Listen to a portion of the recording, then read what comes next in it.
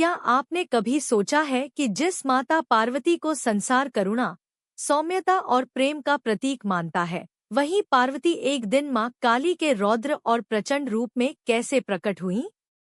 क्या यह केवल क्रोध था या इसके पीछे सृष्टि का कोई गूढ़ नियम छिपा था? यह कथा केवल विनाश की नहीं है, यह कथा है संतुलन की, शक्ति की और शिव शक्ति के उस रहस्य की जिसे समझे बिना जीवन का सत्य अधूरा रह जाता है। आज की यह कथा आपको भीतर तक झकझोर देगी। हर हर महादेव। कैलाश पर्वत सदा से ही शांति का प्रतीक रहा है। बर्फ से ढके शिखर, मौन में लिपटी हवाएं और ध्यान में लीन महादेव।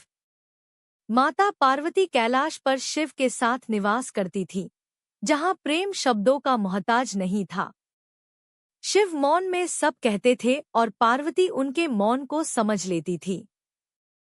यही शिव शक्ति का संतुलन था। लेकिन सृष्टि का नियम है कि जब संतुलन बिगड़ता है, तब शक्ति को अपना वास्तविक रूप धारण करना पड़ता है। उस समय पृथ्वी पर असुरों का आतंक बढ़ता जा रहा था। रक्तबीज नामक असुर ने देवताओं को परास्त कर दिया था। उसकी शक्ति इतनी भयावह थी कि उसके रक्त की एक एक बूंद धरती पर गिरते ही नया रक्तबीज उत्पन्न हो जाता था। देवता भयभीत थे। ब्रह्मा, विष्णु और इंद्र सभी जानते थे कि यह संकट साधारण नहीं है। अंततः सभी देवता कैलाश पहुंचे और महादेव के चरणों में नतमस्तक हो गए। देवताओं ने शिव से प्रार्थना की कि वे इस संकट का अंत करें। महादेव ने नेत्र खोले और केवल इतना कहा, यह शक्ति का कार्य है। शिव जानते थे कि यह युद्ध शक्ति के बिना संभव नहीं है। पार्वती सब सुन रही थी। उनके हृदय में करुणा थी, पर साथ ही अन्याय के प्रति ज्वाला भी जल रही थी। यही वह क्षण था जब शक्ति ने स्वयं को पहचानना शुरू किया। पार्वती ने महादेव से कहा, यदि सृष्टि की रक्षा के लिए मेरा रूप बदलना आवश्यक है, तो मैं पीछे नहीं हटूंगी। शिव ने पार्वती की ओर देखा। वह दृष्टि केवल पति की नहीं थी, वह दृष्टि थी चेतना की, जो शक्ति को उसके मार्ग पर जाने की अनुमति देती है। शिव ने कोई आदेश नहीं दिया, केवल मौन रखा। और वही मौन पार्वती के लिए संकेत बन गया। जैसे ही पार्वती ने ध्यान किया, उनके भीतर वर्षों से संचित शक्ति जाग उठी। करुणा रौद्रता में परिवर्तित होने लगी। उनका शरीर काले तेज से भर गया, नेत्र अग्नि समान प्रज्वलित हो उठे। जिह्वा बाहर आई और गले में। यह कोई साधारण परिवर्तन नहीं था, यह शक्ति का अपने परम सत्य में प्रकट होना था। इस प्रकार माता पार्वती मां काली बनी। मां काली का प्रकट होना केवल विनाश के लिए नहीं था, बल्कि अधर्म के अंत और धर्म की स्थापना के लिए था। जब वे रणभूमि में उतरीं, तो स्वयं काल भी थर्राने लगा। रक्तबीज ने जैसे ही युद्ध किया, मां काली ने उसकी प्रत्येक बूंद को अपनी जिह्वा से पी लिया, ताकि कोई नया असुर जन्म न ले। यह दृश्य भयानक अवश्य था, पर आवश्यक था।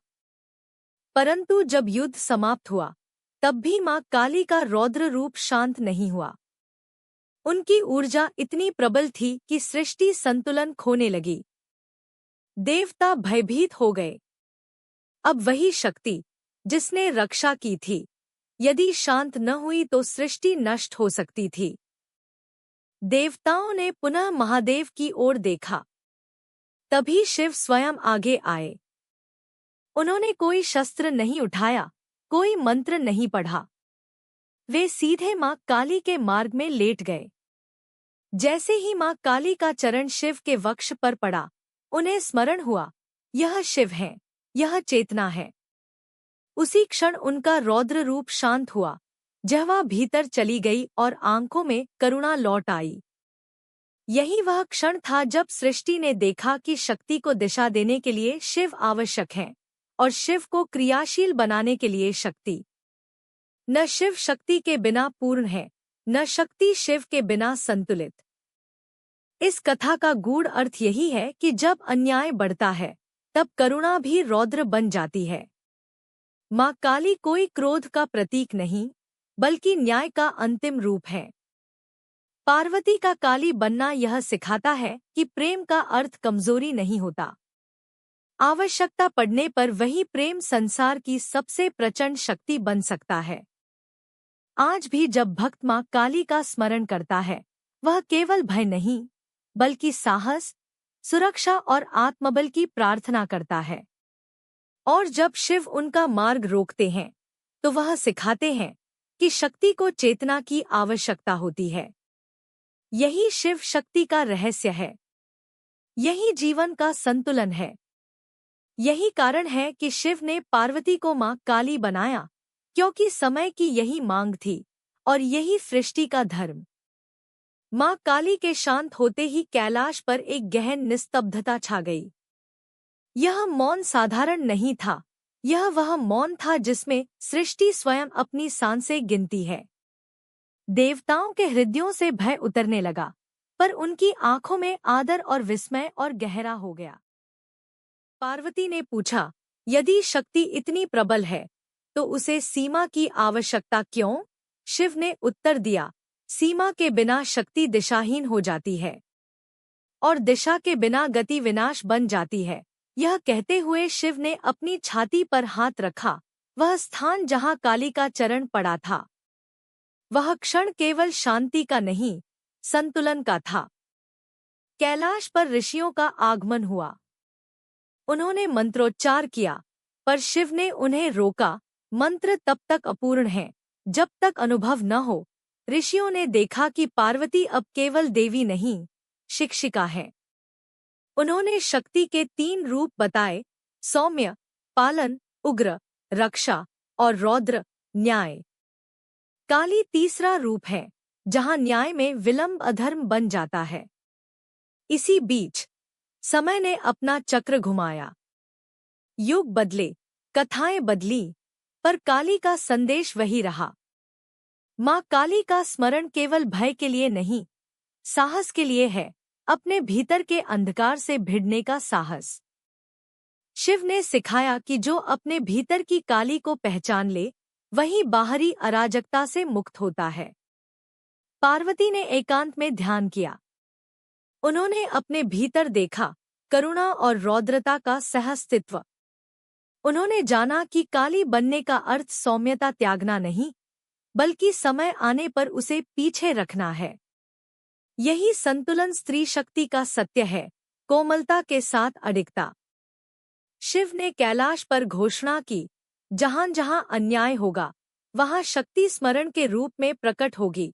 इस घोषणा के साथ काली केवल एक देवी नहीं रही, वह चेतना बन गई। हर उस क्षण की चेतना, जब सत्य को साहस चाहिए।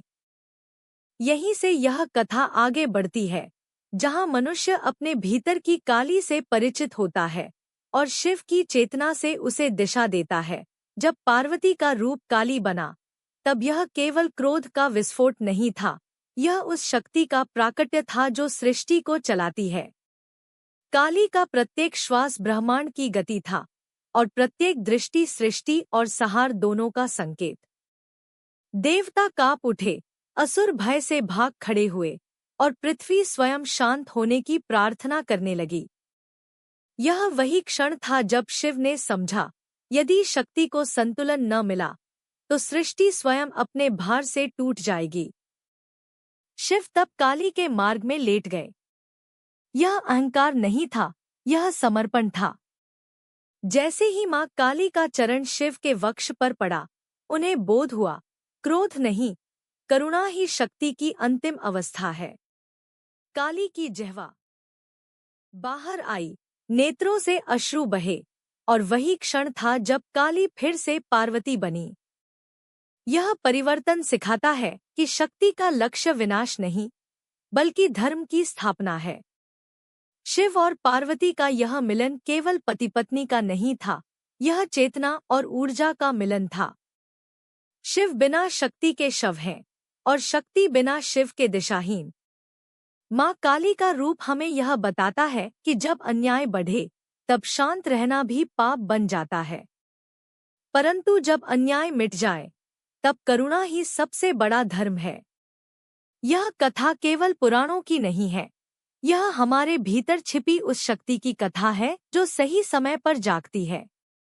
हर इंसान के भीतर एक पार्वती है, शांत, सहनशील, और एक काली भी, जो अन्याय के विरुद्ध खड़ी होती है। प्रश्न केवल इतना है कि हम अपनी शक्ति को पहचानते हैं या उससे डरते हैं। शिव हमें सिखाते हैं मौन, वैराग्य और संतुलन। काली हमें सिखाती है साहस, न्याय और आत्मसम्मान। जब ये दोनों मिलते हैं, तब जीवन स्वयं एक साधना बन जाता है। अगर यह कथा आपके मन को छू गई हो, तो वीडियो को लाइक जरूर करें। ऐसे ही गूढ़ रहस्यों और शिवशक्ति की दिव्य कथा